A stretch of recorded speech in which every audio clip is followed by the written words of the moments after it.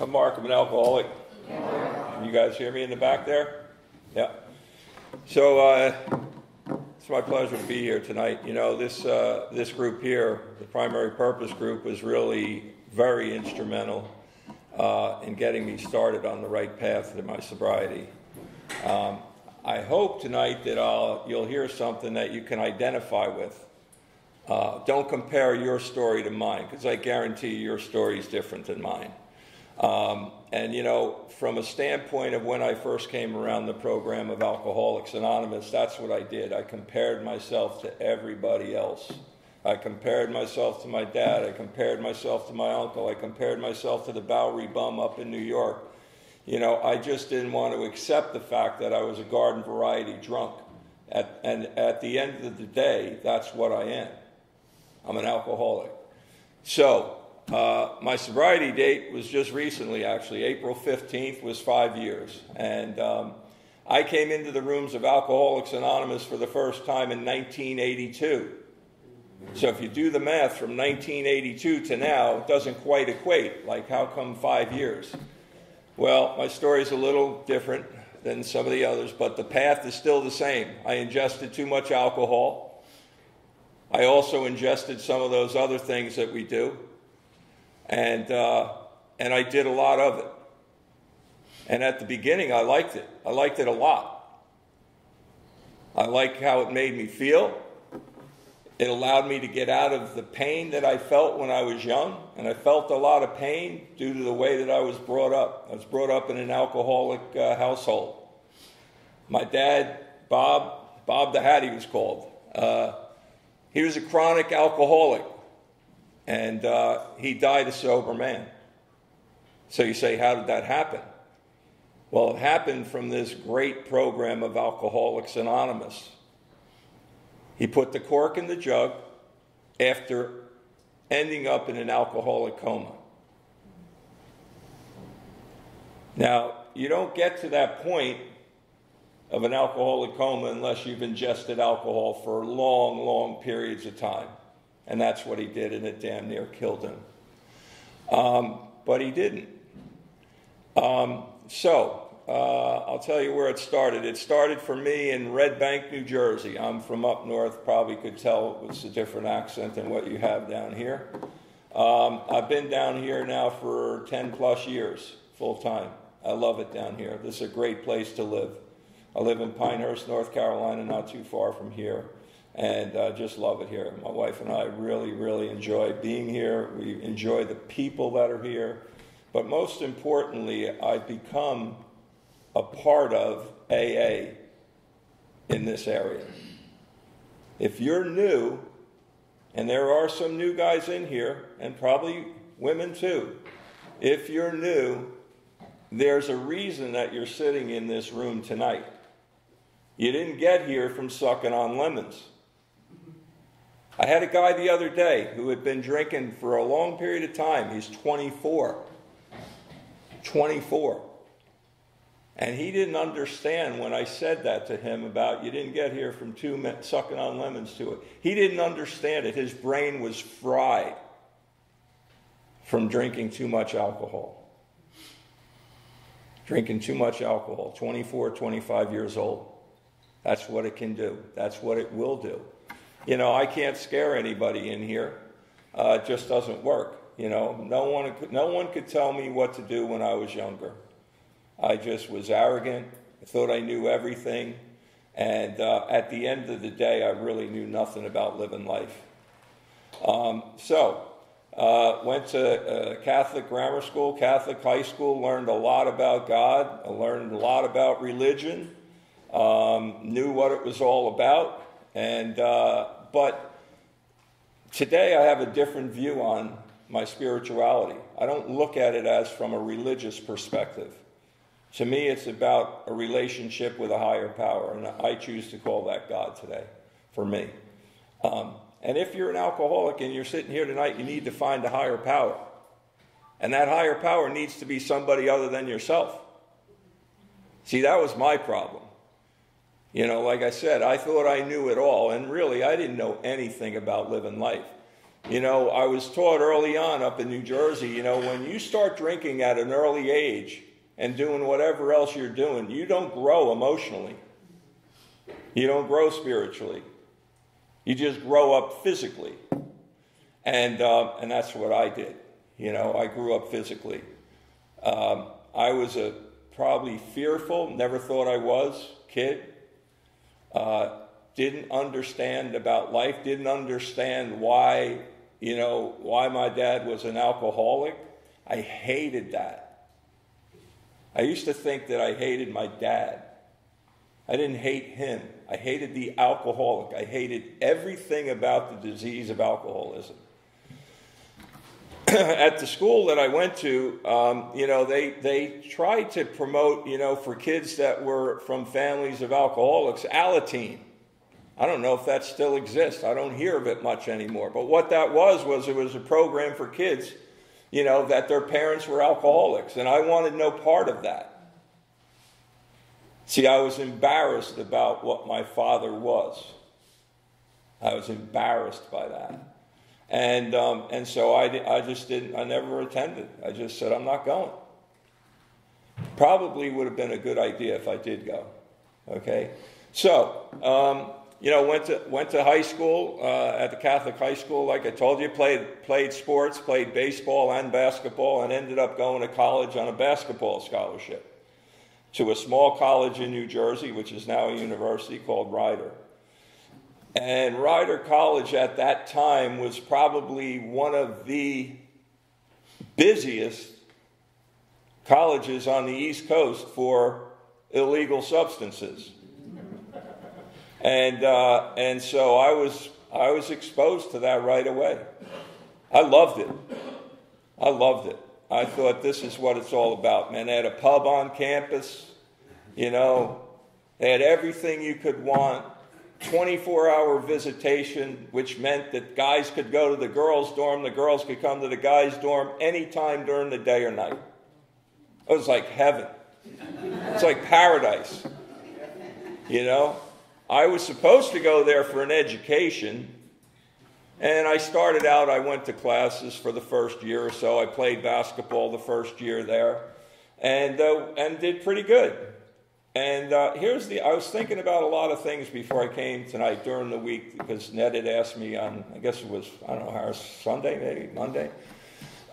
He said he couldn't make it. And I was thinking about a lot of things this week. And one of the things that we used to do, believe it or not, when we were playing basketball was we would smoke a joint before we go play.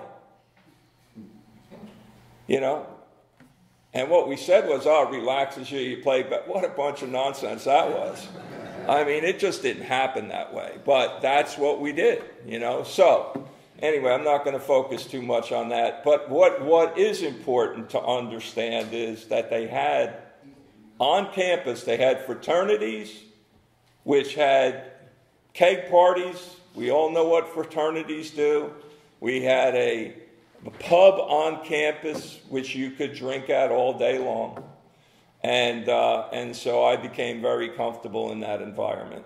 And all the people that I hung around with, even the guys that I played ball with, they were partaking in the same thing as I was. But the difference was they were going to class. I was not. I would get so hungover, I had hangovers like you couldn't believe. And you get them from ingesting too much alcohol. That's what happens. And I tell you what, I couldn't get out of bed sometimes. I was paralyzed in bed. That's where it takes you, So here's this young guy, right, in good physical condition, right, at 18, 19 years old, right? I couldn't get out of bed to go to class because of alcohol. And I didn't think I had a problem. The second year I was there, I lived in what they call the jock dorm. Now, a jock dorm is where all the athletes live. And we lived on the first floor. And, I could tell, we had guys that literally would be climbing out of windows from the third floor to come down to the first floor. That's how crazy it was, just stupid stuff you do when you're young. And I didn't think anything of it. Okay? I lived in the rec room, it was called. It was the biggest room on the floor. It was 4 guys lived in this room, and there was a party there every night. Every night. Every night. So as you can tell, I didn't go to many classes, but I did play basketball for the first 2 years there. And I had some great, I was actually on a call this morning with one of my good friends from Ryder. And one of the guys that we played ball with just got inducted into the Catholic Basketball Hall of Fame in Maryland, Baltimore County, which is a great thing. I'm still friends with these guys today.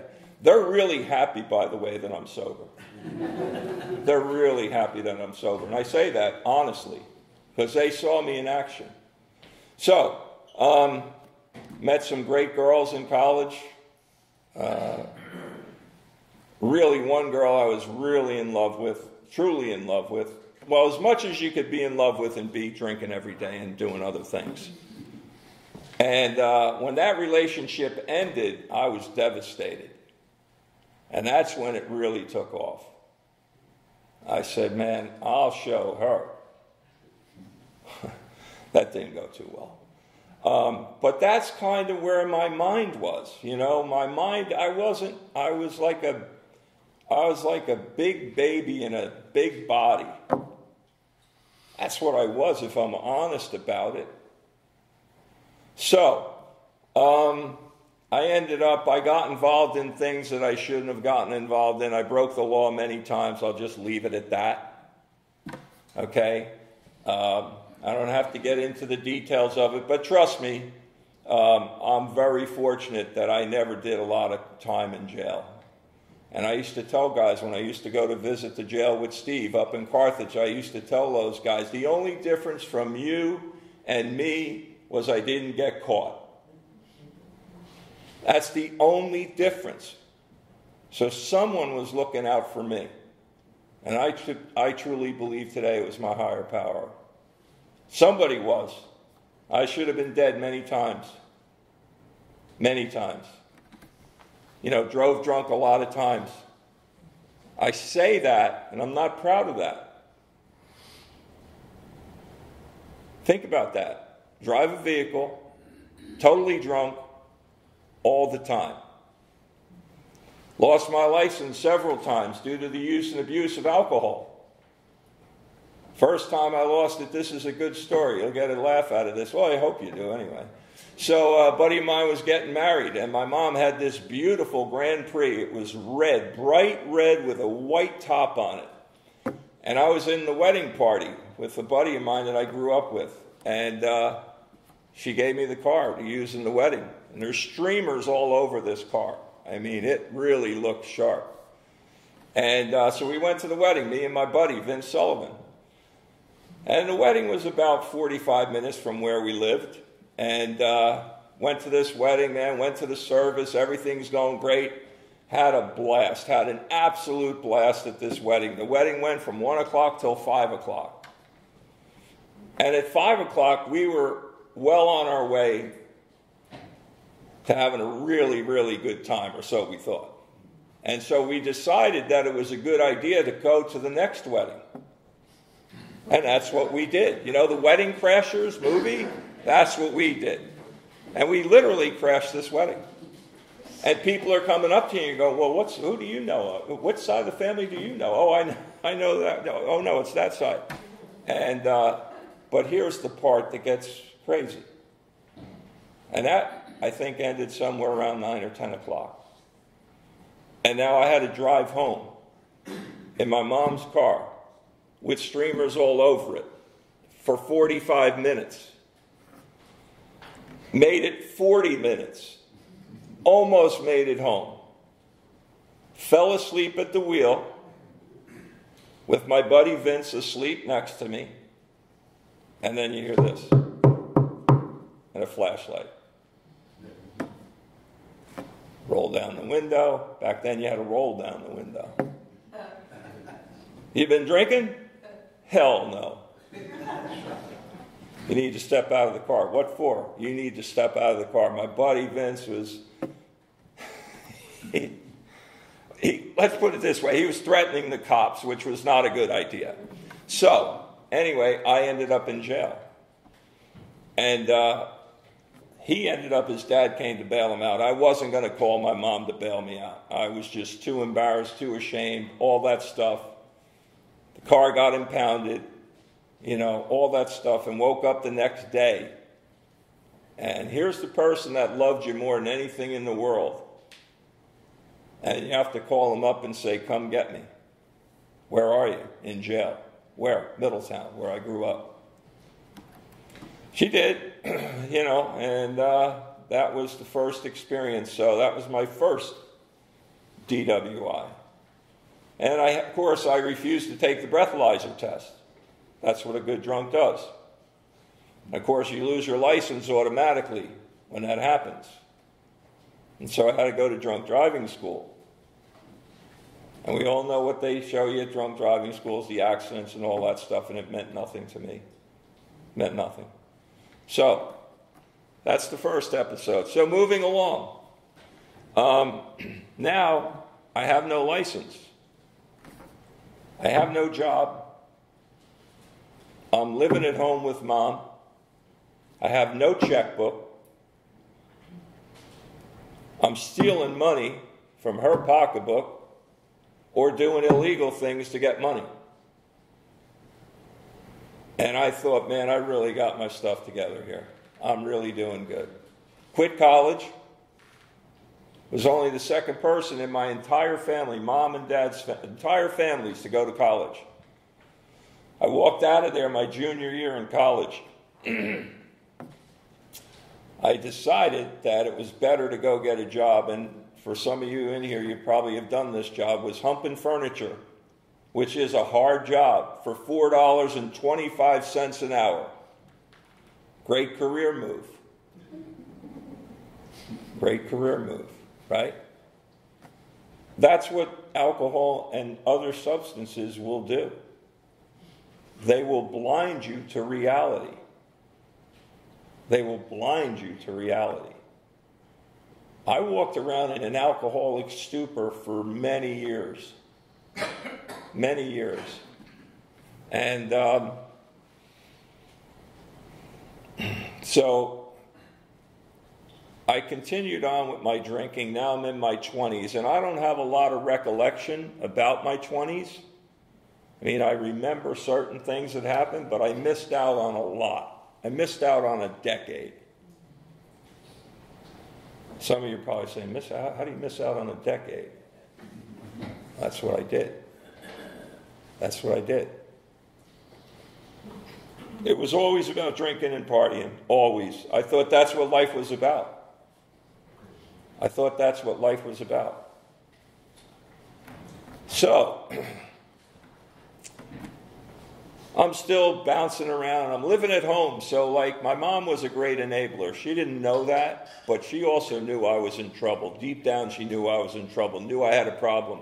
Never, and to this day, she's 92 years old, never has said to me, you're an alcoholic. You're not like your father. I was just like him. Exactly like him. Drank just like him. Yeah. So, I continued on this wonderful journey of drinking. And went to it was a speaking concert in New York City. Some of you may have heard this before, but you're going to hear it again.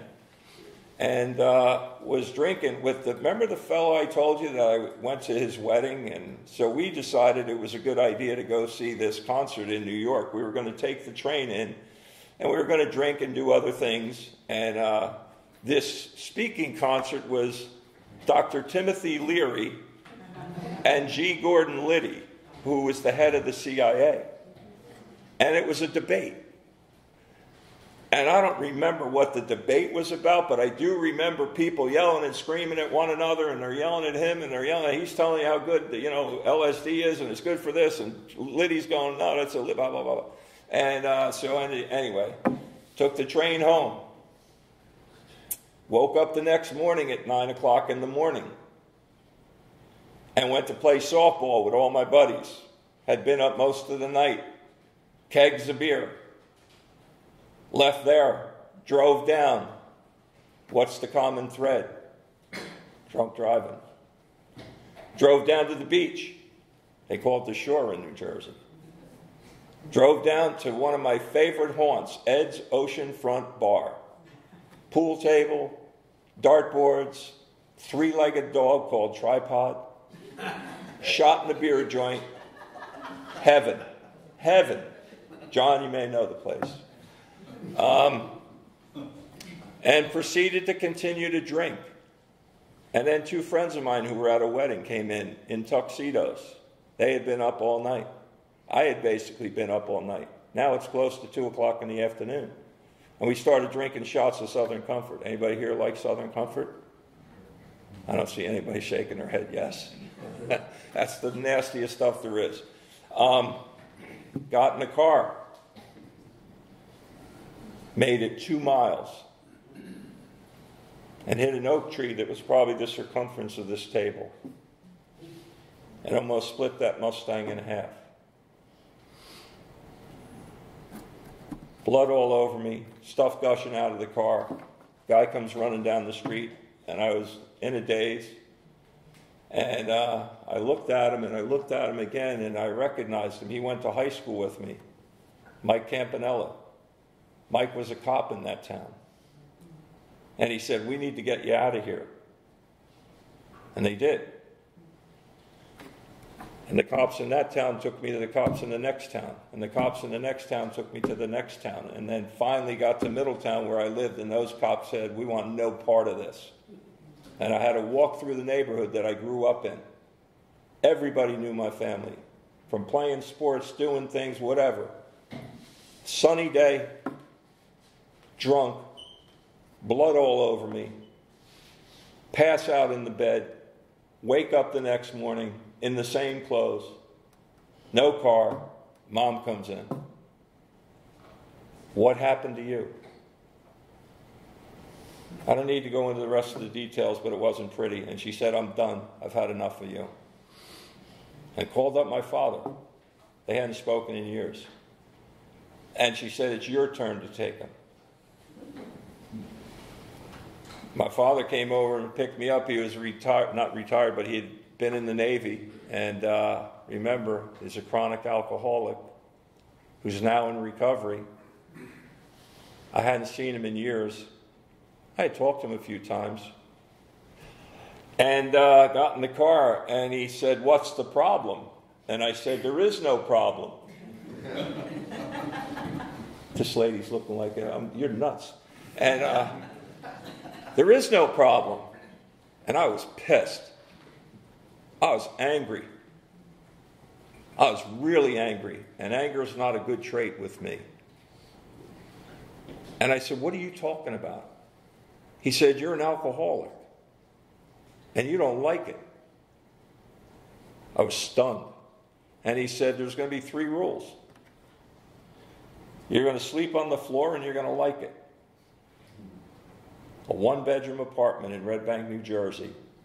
Slept on a mattress on the floor. You're going to go to an AA meeting every day. And you're not going to drink. You drink and you're out. Sounded reasonable. 89 days. What did I do? I went out to celebrate. Went out to celebrate. Anybody here have 90 days? Close to 90 days? Don't do what I did. Don't do what I did. See, I still hadn't accepted the fact that I was a drunk. I was a garden variety drunk. I was an alcoholic. I didn't want to be. I didn't grow up to be an alcoholic. I don't think anybody in this room grew up to be an alcoholic or an addict. But if you are, you have this disease of alcoholism, you need to figure out a way to take care of it. And the only way that I've seen that works is this program of Alcoholics Anonymous. Period, in a nutshell. I know people that have stopped drinking and they've come back. Stopped drinking and they've come back. I had 8 90-day pins.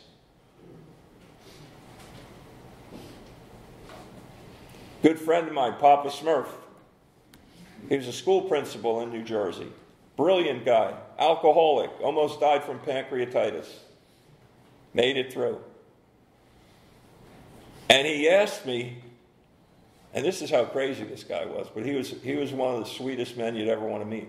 And he said to me, can I borrow one of your 90-day pins? And I said, for what? I said, you've been coming around for a long time. He said, I want to put it on our friend Adolf when he's in the casket. And he did. Adolf was close to 90 years old, had 45 years of sobriety. And that was important for him to put that pin on his suit lapel.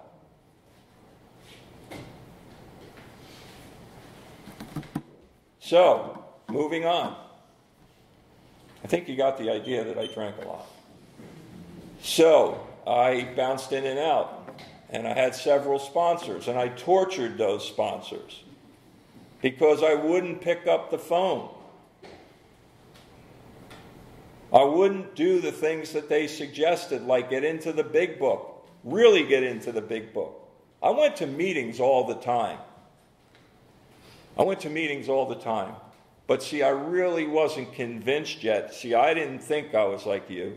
I didn't think I was like you. I kept comparing. That's a disaster for an alcoholic. It is. It just doesn't. It's a disaster.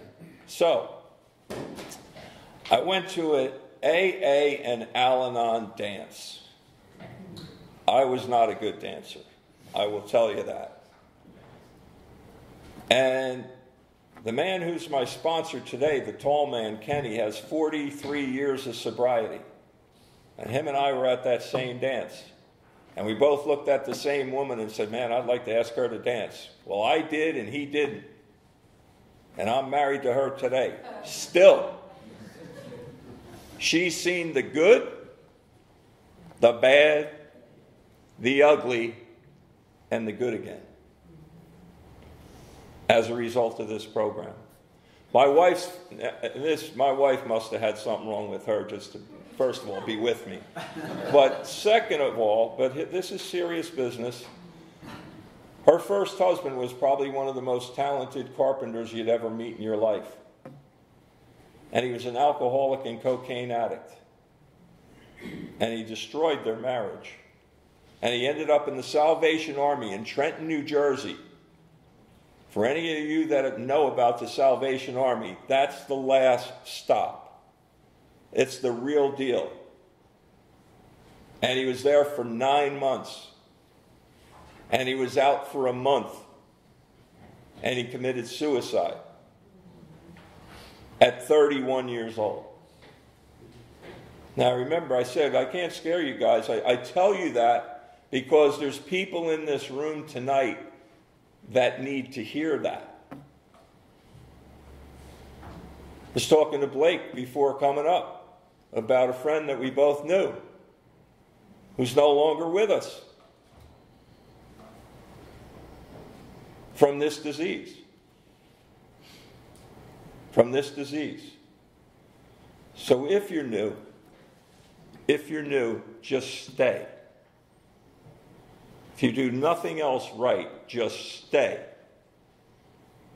So, I get married to this woman. I get the opportunity to go to work for a great company. A friend of mine worked for them. My best friend from grammar school, high school, through college, and we went to work for the same company. John Hennessy, God rest his soul. He died from pancreatic cancer at 41 years old. My best friend. And he got me this job with this company. And I would not be standing here today if it was not for him getting me that job with that company, which provided me a wonderful life. And the reason I was able to stay with that company for 26 years, well, for most of the 26 years, I got to be honest here, the reason I was able to stay with that company was because of this program of Alcoholics Anonymous. It taught me about responsibility. See, I was the person that was totally irresponsible. It taught me what it was to be honest. And how it works, it talks about constitutionally incapable of being honest with ourselves. I don't know anybody, I don't know any alcoholic, any addict who can honestly say that they're not dishonest people. Not when you're active. Not when you're active. So, I work with this great company. I've got a wife. I've got a home. I've got 2 dogs at home. I've got great friends in the program of Alcoholics Anonymous. I had several sponsors. My wife's, when she lost her husband, went to Al-Anon. That's how I met her at the Al-Anon dance. She went to Al-Anon, and her sponsor, Cookie, was married to Lenny, who became my sponsor, who said something very simple to me when I was bouncing in and out of the rooms of Alcoholics Anonymous. He said, Mark, if I put a bottle up on that shelf, will you drink it? And I said, I'm not sure, Lenny. And he said, see, that's the problem. He said, if I put that same bottle up on that shelf and it had poison written on it, would you drink it? And I said, hell no. He said, that's the problem. You don't understand. It's poison. It's going to kill you. I'll never forget that. Lenny also was with me one night, and then I'm going to kind of move on. We were at a builders meeting up in New Jersey, probably 200-300 people. Lenny sold shower accessories, bath doors, all that type of stuff that went with a home. And he was a great guy. He was 6'5", big. He used to always wear these like Mickey Mouse ties, Donald Duck ties. I mean, he was just a comfortable person in his own skin who was a recovering alcoholic. And we're at this convention type of thing, and there's plenty of booze. There's tables of booze everywhere. And these guys came up to us and said, man, what's wrong with you guys? You aren't drinking. What's wrong with you guys? You don't want to drink? Come on, what's going on? And Lenny said, real simple, he said, listen, let me ask you something. He said, do you have a bathtub here? They looked at him like, what the hell is he talking about? He said, unless you have a bathtub here full of gin, you don't have enough in this room for me. And they walked away. Never saw him again for the rest of the night. He was very comfortable in his own skin. He was comfortable being an alcoholic. I had to learn to become that. So, 1 year, 2 years, 3 years, 4 years, 5 years in sobriety. Life's going good. Got a good job, got a home, 2 dogs, 2 cars, all of that stuff, right? 6, 7, 8, 9, 10 years. Picking up a chip every year. Play golf all the time with sober people in the program. Went on commitments. Back then, when you went on a commitment, it was a leader and 2 speakers. And you'd go anywhere to go to these meetings. If you had to drive an hour, you did it. And you had a meeting in the car. And that's where I really started to get comfortable in my own skin around recovering alcoholics. Papa Smurf, Dan the Gutter Man. I mean, we had all these kind of names. The Tall Man, Kenny, who's my sponsor today. I mean, if you didn't have a nickname back then, there was something wrong with you. That's the truth. Anyway, 10 years, 11 years, 12 years, 13 years, 14 years, 15 years, still sober, not drinking, not ingesting anything. But here's where you need to pay attention. 16, picked up a chip. 17, picked up a chip. But stopped talking to my sponsor. Started backing off on meetings. Stopped praying to God. Stopped living a spiritual life. And I was miserable. Miserable. I was living in a dry drunk. 18 years, so 17 to 18, still not drinking. Miserable. Now I'm not going to any meetings. 19, 20 years. 20 years of sobriety. Came down here to Pinehurst, North Carolina with a good friend of mine, did a lot of trim business for us throughout the years, and a good friend, still friends with him to this day. And we went down to a little pub in town in Pinehurst. We were down here to play golf. And he ordered a double shot of Jameson's and a Stella. I didn't know what a Stella was. I had no idea what he was talking about. I said, what's a Stella? He goes, oh, it's one of them great beers, it's on tap, blah, blah, blah, all this stuff. And he knew I was in recovery. And he was glad I was in recovery. And he asked the waiter, he says, do you have that on tap? She says, yeah, we have it on tap. And I said, I'll have 2. Not 1, 2. 2. Now, before I picked up that drink, I remember saying to myself, if you pick up this drink, you are off to the races. And I picked it up anyway. See, I didn't have the tools anymore to keep me sober. I wanted to drink more than I wanted to stay sober at that time. I don't know if I drank the rest of that weekend. I don't remember. There's a lot of things I don't remember from my past, especially in this next section you're going to hear about. So, he said, I don't want to get you drunk. I said, you're not. You have nothing to do with this. I know what I'm doing. See, that arrogance came back. That stinking thinking came back. I know it all. Don't worry about it. I'll be fine. Went back home, back to New Jersey. Didn't drink right away. Still had the same job. And then maybe a couple weeks later, I ordered a 6-pack of beer. And I said, man, I'll have that while I'm cutting the grass. A couple weeks later, it was 2 6-packs. My wife's saying, what are you doing? I'm just having a couple while I'm cutting the grass. Then I had a job where I had an expense account. Flying all over the country. And now I'm drinking. Again. With this great job. And so I started to drink on the road. And you know where I drank? In my room. Sounds like fun, right? Great time. Yeah, by yourself, you got a bottle, you got beer, all that. Great. Come home, give my wife my receipts. What's all this alcohol from this? Oh, that's the people I work with. I had to entertain. She's like, you must have thought I came down with yesterday's rain. She knew exactly what was going on. Exactly. See, she had lived with an alcoholic twice in her life. My wife today, she'll have a glass of wine, maybe 2, and that's it. Done. I'm like, why even bother? But that's the way an alcoholic thinks. My middle name should have been more. It should have been more. There was never enough. Anybody relate to that? Yeah, I see a lot of heads going like this, yeah.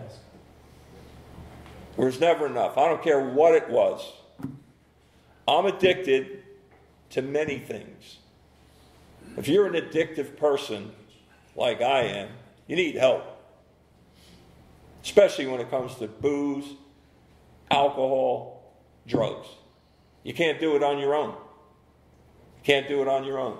These 12 steps here, they saved my life. They saved my life. See this shirt that I have on here? I got this in Hawaii. My last drunk, 10 years. 10 years. I was every kind of alcoholic you could be. An everyday drinker, a periodic drinker, a blackout drinker. Whatever it was, I was one of them all the time. Drank every day.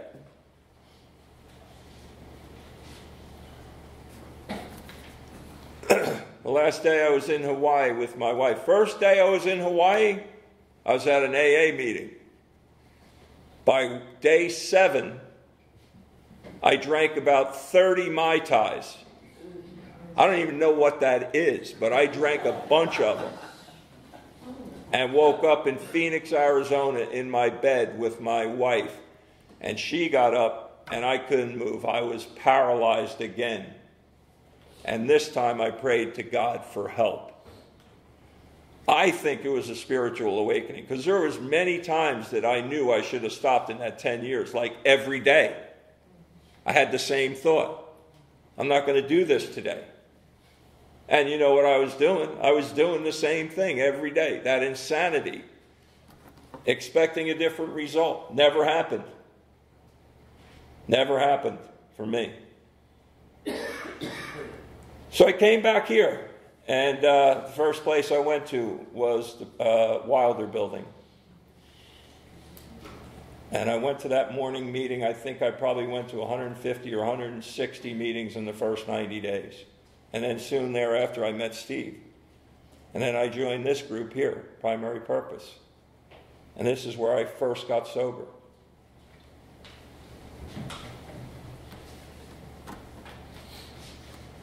You know, I'm going to say it again. If you're sitting in this room tonight, there's a reason you're here. See, I believe deep in my heart that God's sitting in this room tonight. I believe that. We're the lucky ones. This is a gift. This is a friggin' gift. And if you're not sure you're an alcoholic, keep coming. Stay. Get a sponsor. Call your sponsor. Get into the book. Call your sponsor. Call your sponsor. There's a theme there. You need to ask for help. You cannot do this alone. You cannot.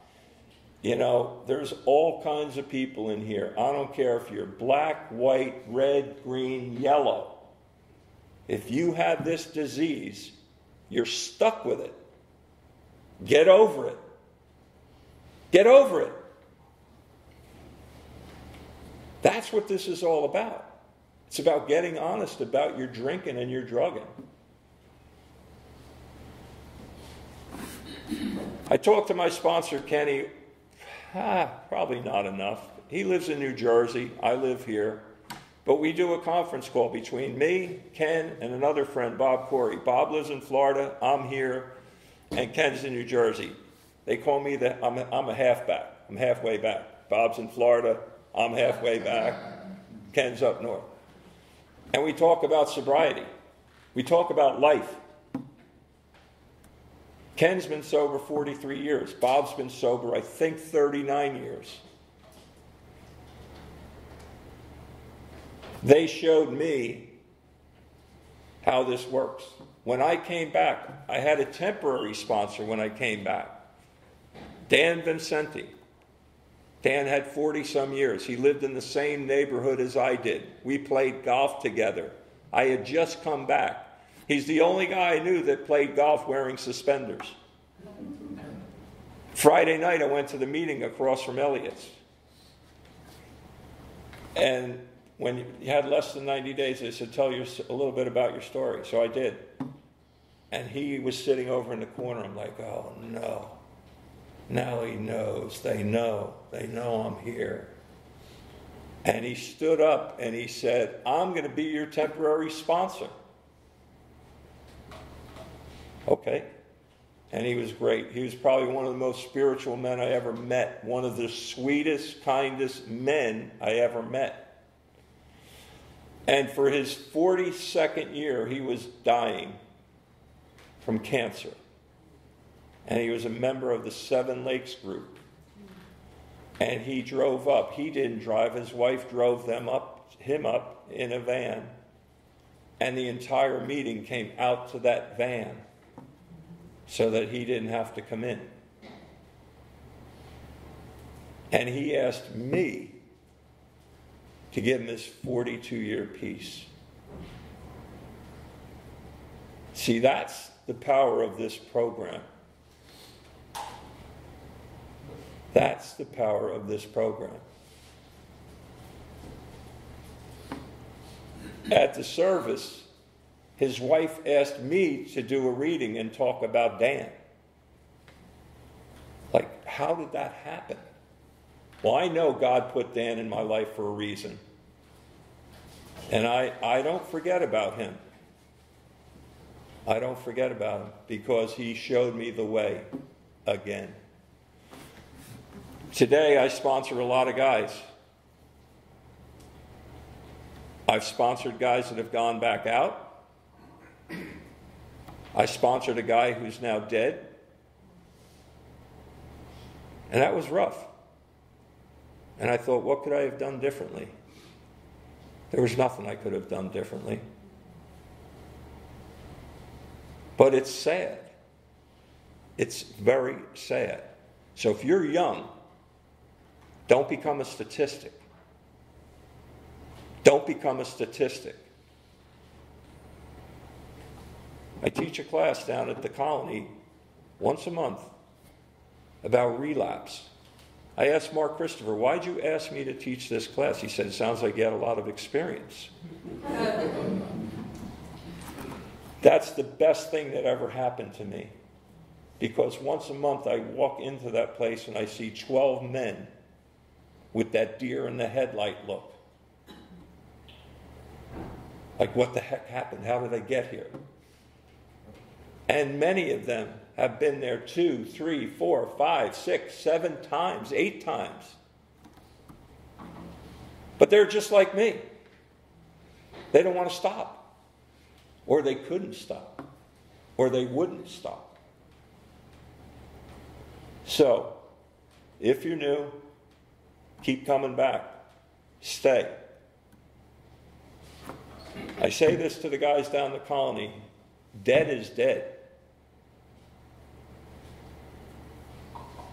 There's no coming back from that. There's no coming back. Trust in God.